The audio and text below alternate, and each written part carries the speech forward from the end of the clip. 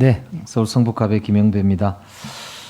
저는 이제 법관 독립이 이 사법부에서도 굉장히 중요한 단어로 생각이 되는데 법관 독립에 대해서 보통들 말씀 많이 하시잖아요.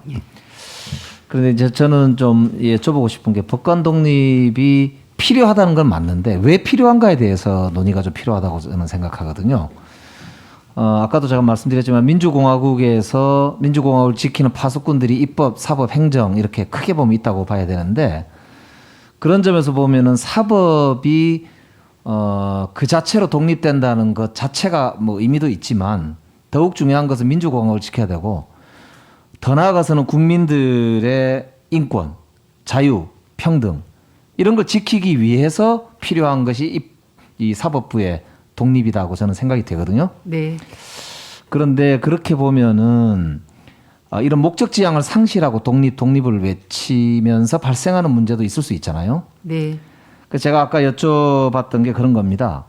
독립이 이 만용을 허용하는 건 아니기 때문에 만약에 대법원장이 사법 거래를 하고 이제 판사 인사를 통해서 판사들한테 특정 판결을 주문하고 특정 세력이 사법부 내에서 모임을 만들어 가지고 뭔가 사법부에 그야말로 독자적인 어떤 일을 한다. 이런 일이 생기는 거는 이 사법부의 독립하고는 다른 이야기 같은데. 독립을 침해하는 이야기가 그래서 되겠습니다. 사법부가 뭐로부터의 독립도 중요하고 뭘 위한 독립이냐도 중요할 것 같은데 사법 독립에 대해서 한번 평소 생각하시던 걸 조금만 짧게 말씀 좀 해주십시오. 위원님 말씀대로 사법부의 독립은 그 자체가 목적이 아니고 우리 사회의 자유민주질서 그리고 삼권분립이라는 그런 큰 틀을 유지하기 위해서 요구되는 것이고 법관을 위한 것은 아니라고 생각합니다. 그래서 지금 이제 우리나라 민주주의가 한 단계 더 해야 할 시기에 와 있고 G8을 이제 G8이다 아니다 뭐 약간의 뭐 그 이야기가 있을 수 있지만 어쨌든 선진국 반열에 올라가는 이 시점에서 민주주의와 관련해서 사법부와 아까 이제 여러 가지 논쟁들이 많지만은 좀 법관 독립을 말하면서 아까 이제 후보자께서 말씀하신 소신을 꼭 좀 잘 지켜나가셨으면 좋겠다는 걸 주문하고 드리고 싶습니다. 네. 성인지 감수성 관련해서 아까 이제 여러 질의들이 있었는데요. 이 들쭉날쭉한 판결, 뭐 그 다음에 여러 이유가 있지만 저는 이제 양형 기준이 지나치게 보수적이거나 현실에 맞지 않거나 법하고도 심지어 안 맞거든요.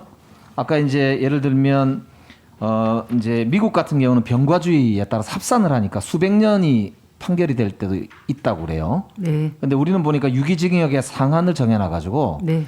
그것 때문에 이제 예를 들면 아동 청소년 성착취물 제작의 경우에 감경이 되고 그러면 2년 6개월에서 6년까지 형량 정도 나온다고 하는데요.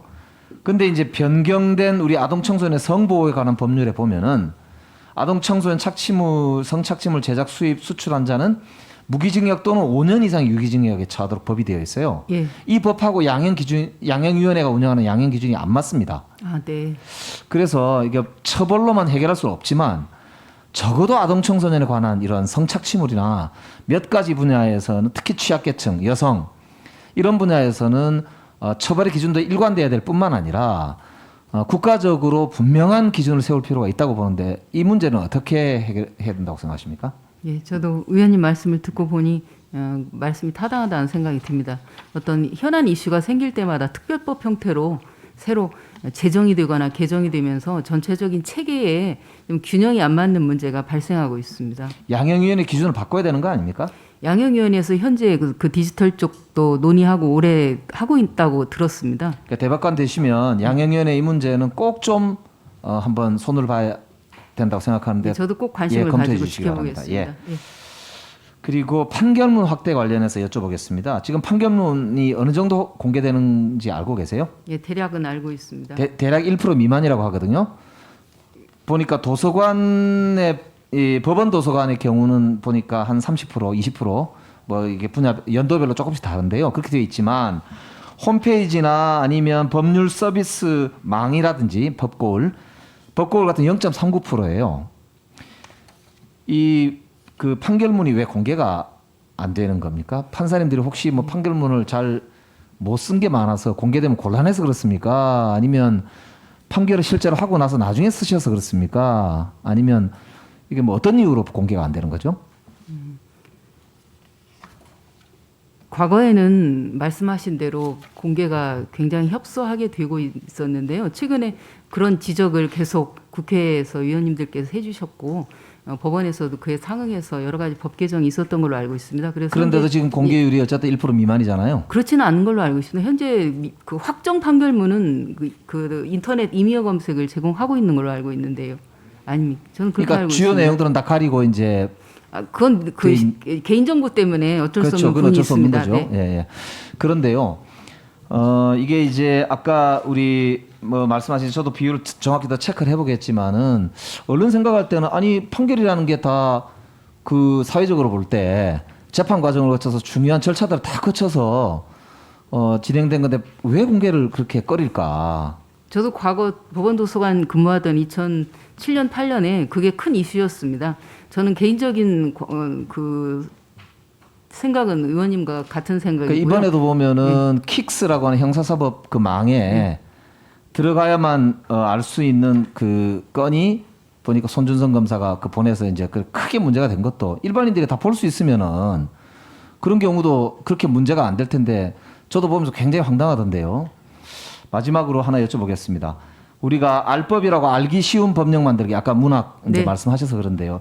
저도 뭐 문외한이라 그런지 모르겠지만 도대체 판결문을 봐도 그렇고 법전을 봐도 그렇고 무슨 말인지 잘 이해가 안 되고 쉽게 읽히지 않는 글들이 너무 많더라고요. 일제유산 같기도 하고.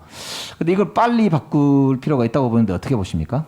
예, 법제처나 저희 법원이나 많은 곳에서 국회에서도 그 법을 제정하고 개정하는 과정에서 노력하고 계신 걸로 알고 있습니다. 저희도 더욱 노력하겠습니다. 이게 중요한 이유가 뭐냐면요.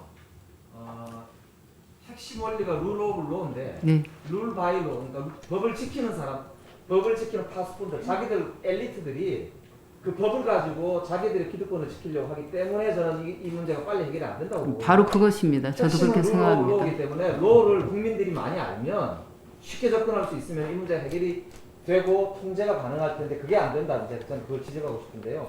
그렇기 때문에 이걸 빨리 하는 게 저는 굉장히 중요한 개혁이라고 생각합니다. 예, 매우 타당한 말씀입니다. 네, 김영배 의원님 수고하셨습니다. 다음은 유선범 의원님 질의해 주시기 바랍니다. 네.